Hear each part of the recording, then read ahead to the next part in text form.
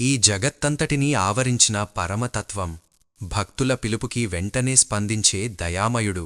ఆయనే మహాదేవుడు, పరమేశ్వరుడు, శివుడు. మహాశివరాత్రి రాత్రి ఒక బిల్వపత్రం, ఒక జపం, ఒక అభిషేకం జీవితాన్ని మార్చే శక్తి కలిగి ఉంటుందని శాస్త్రాలు చెబుతున్నాయి. ఈ వీడియో గనక లైక్ చేస్తే మేం చెప్పే ఇన్ఫర్మేషన్ 10 మందికి షేర్ అవుతుంది. శివునికి మారేడు దళాలన్నా ఎందుకిష్టం? ఏ దైవాలికి ఇవి ఇష్టం, అవి అనిష్టమని ఉండదు. బిల్వం, మారేడు 3 కన్నుల ఆకారంతో ఉన్న పత్రాలతో శంకరుణ్ణి పోలి ఉంటుందని, కోశాక 8 రోజులపాటే వాడుకోవడం తప్పు కాదు కాబట్టి ఆ 8 బిల్వాన్ని అంకే శంకరుని అష్టమూర్తి విధానాన్ని తలపిస్తోంది. కాబట్టి బిల్వభస్మం ఆయుర్వేదంలోని ఔషధం, శరీరానికి జీర్ణలోపాన్ని, నిద్రమాంద్యాన్ని తొలగిస్తుంది కాబట్టి బిల్వం శంకరునికి ఇష్టమన్నారు పెద్దలు. శివ అభిషేకం వాటి ఫలితాలేమిటి?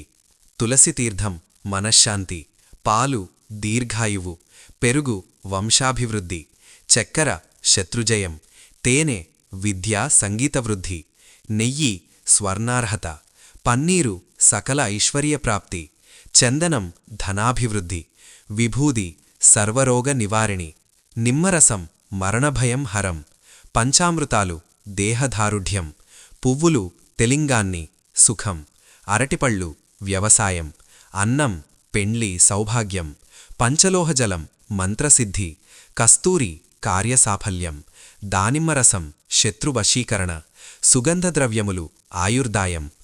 మానవుడు తన కోరికలు తీర్చుకొనుటకు భగవంతుణ్ణి నవవిధాలుగా కొలుస్తున్నాడు. ఆ భగవంతుని అభిషేకం నృత్యం ద్వారా, స్మరణ ద్వారా, జపం ద్వారా, అభిషేకం ద్వారా కొలిచి ప్రసన్నం చేసుకోగలరు. మహారుద్రునికి ఏ అభిషేకాలిష్టం? ఏ ఫలమిస్తాడు? ఆవు పాలతో అభిషేకిస్తే సౌఖ్యము, ఆవు పెరుగుతో ఆరోగ్యము, ఆవు నెయ్యితో ఐశ్వర్యము, తేనెతో తేజోవృద్ధి ప్రసాదిస్తాడు, గంధోదకముతో పుత్రుణ్ణి, పుష్పోదకముతో భూమిని అందిస్తాడు. అలాగే సువర్ణపూలతో దరిద్రనాశనము, నువ్వుల నూనెతో మృత్యుభయము లేకుండా చేస్తాడు. ద్రాక్షారస అభిషేకంతో కార్యసిద్ధి, పసుపు నీళ్లతో మంగళప్రదమైన శుభములను వినేలా చేస్తాడు. ఈశ్వర పూజకు మారేడు దళాలెందుకు? ఏకబిల్వం శివార్పణం అని మారేడు దళాలతో శివుణ్ణి పూజిస్తారు. 3 దళములు కలిసి ఒక్క అండముననే ఉండును, కావున దీనికి బిల్వము అని పేరు వచ్చింది.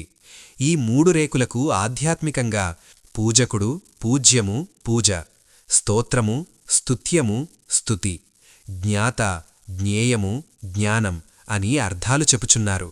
ఈ విధంగా 3x3, 3 వేరువేరుగా భావించుటయే త్రిపుటి జ్ఞానము. ఇదియే అజ్ఞానం. వేరువేరుగా కన్పించినను ఆధారకాండము యొక్కటే అయినట్లు, ఓ మహాదేవా, సృష్టి స్థితి లయకారకుడవైన నీవే మారేడుదళంలో 3 పత్రాలుగా వేరువేరుగా ఉన్నట్లు తోచుచున్నావు. పూజకుడవు నీవే, పూజింపబడినది నీవే, పూజా క్రియవు నీవే అనే భావంతో అభేదబుద్ధితో పూజించుటయే సరైన పద్ధతి మరియు పుణ్యఫలప్రదం. ఈ విధమైన భావంతో పూజించకుండుటయే అజ్ఞానం మరియు పాపహేతువు. ఈ జ్ఞాన రహస్యంను తెలుసుకొని బిల్వపత్ర రూపంతో త్రిపుటి జ్ఞానంను నీ పాదాల చెంత నేను సమర్పిస్తున్నాను. శివలోహం శివోహం అను మహావాక్య జ్ఞానన్ను స్థిరపరుచునదియే బిల్వార్చన యగును. పవిత్రమగు ఈశ్వర పూజకు ఈ బిల్వపత్రము సర్వశ్రేష్టమైనది మరియు అతి పవిత్రమైనది. శివార్చనలకు 3 రేకులతోనున్న పూర్తి బిల్వదళన్ననే ఉపయోగించవలెను. ఒకసారి కోసిన బిల్వపత్రాలు సుమారు 15 రోజుల వరకు పూజార్హన కలిగి ఉండును. వాడిపోయినను దూషం లేదు, కాని 3 రేకులు మాత్రం తప్పనిసరిగా ఉండవలెను. ఏకబిల్వపత్రంలో 3 రేకులలో ఎడమవైపునది బ్రహ్మ అనియు, కుడివైపునది విష్ణువు అనియు, మధ్యనున్నది సదాశివుడు అనియు పురాణాలలో తెలియచున్నది.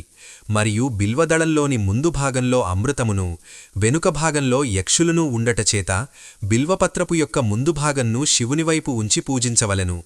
బిల్వవనం కాశీక్షేత్రంతో సరిసమానమైనదని శాస్త్రాలలో తెలుపుచున్నారు. మారేడు చెట్టు ఉన్నచోట ఆ చెట్టు క్రింద శివుడు ఉంటాడు. ఇంటి ఆవరణంలో ఈశాన్య భాగంలో మారేడు చెట్టు ఉన్నచో ఆపదలు తొలగి సర్వ ఐశ్వర్యములు కలుగును. తూర్పున ఉన్నచో సుఖప్రాప్తి కలుగును. పడమరవైపు ఉన్నచో సుపుత్ర సంతానం కలుగును. దక్షిణవైపు ఉన్నచో యమబాధలు ఉండవు.